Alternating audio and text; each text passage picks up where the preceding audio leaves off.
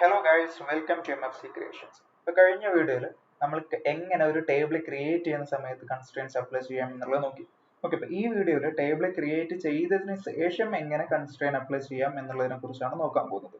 Okay, ഞാൻ കഴിഞ്ഞ വീഡിയോയിൽ ക്രിയേറ്റ് ചെയ്ത എംപ്ലോയീസ് ടേബിൾ ഡ്രോപ്പ് ചെയ്തിട്ട് പുതിയൊരു എംപ്ലോയീസ് ടേബിൾ ക്രിയേറ്റ് ചെയ്തിട്ടുണ്ട്. അതിൽ ഞാൻ ഒരു കൺസ്ട്രെയിനും അപ്ലൈ ചെയ്തിട്ടില്ല. പ്രൈമറി കീ ഇല്ല, നോട്ട് നൾ ഇല്ല, യുണീക്ക് ഇല്ല, ഒരു കൺസ്ട്രെയിനും ഞാൻ അപ്ലൈ ചെയ്തിട്ടില്ല. ഓക്കെ, ഇനി ഈ ടേബിൾ ക്രിയേറ്റ് ചെയ്തതിന് ശേഷം എങ്ങനെയാണ് ഇതിലോട്ട് ഓരോ കൺസ്ട്രെയിൻ അപ്ലൈ ചെയ്യാം എന്നുള്ളത് നോക്കാം. ഓക്കെ, സോ ആദ്യമായിട്ട് നമുക്ക് പ്രൈമറി കീ ആഡ് ചെയ്യാം. സോ അതിനായിട്ട് alter table, then table name കൊടുക്കാം. So employees. Okay, then add constraint, then ആ ഒരു കൺസ്ട്രെയിൻ നമ്മൾ ഒരു നെയിം കൊടുക്കണം. സോ അതിന്റെ നെയിമായിട്ട് ഞാനിവിടെ എംപ്ലോയി പ്രൈമറി കീ എന്ന് കൊടുത്തു.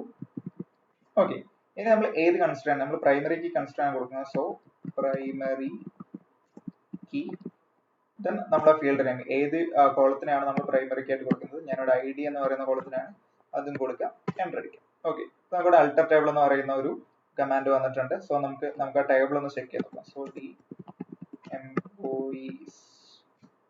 ഓക്കെ, ഇപ്പൊ ഇവിടെ കാണാം നമുക്ക് ID എന്ന് പറയുന്നത്, നമ്മൾ ആ ID എന്ന് പറയുന്ന കോളത്തിലോട്ട് നമ്മൾ പ്രൈമറി കീ അപ്ലൈ ചെയ്തിട്ടുണ്ട്.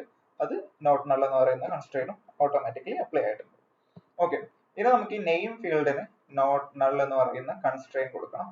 സോ അതിനായിട്ട് alter table employees, then alter column name set not null.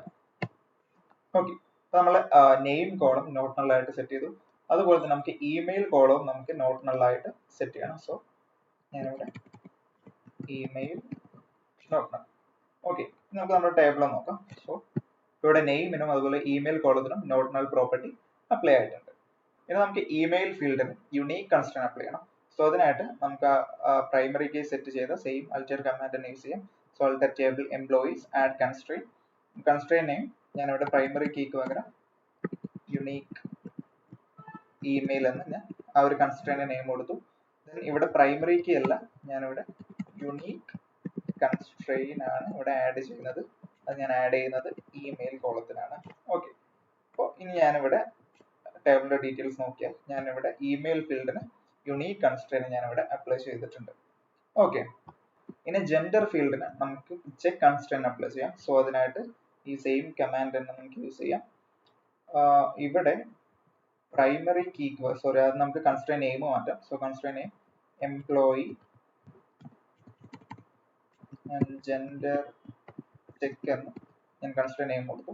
So ഇവിടെ പ്രൈമറി കീ അല്ല, ഇവിടെ നമ്മൾ അപ്ലൈ ചെയ്യുന്നത് ചെക്ക് കൺസ്ട്രെയിൻ ആണ്. സോ ചെക്ക് കൺസ്ട്രെയിനിന് നമ്മൾ കൊടുക്കുന്നത് gender equal to male or gender equal to female. Enter അടിക്കാം. ഓക്കെ, നമുക്ക് ടേബിൾ ഒന്നുകൂടെ ചെക്ക് ചെയ്യാൻ നോക്കാം. ഇവിടെ നമ്മൾ ആ ഒരു ചെക്ക് കൺസ്ട്രെയിനും നമ്മൾ ജെൻഡർ ഫീൽഡിലോട്ട് ആഡ് ആയിട്ടുണ്ട്.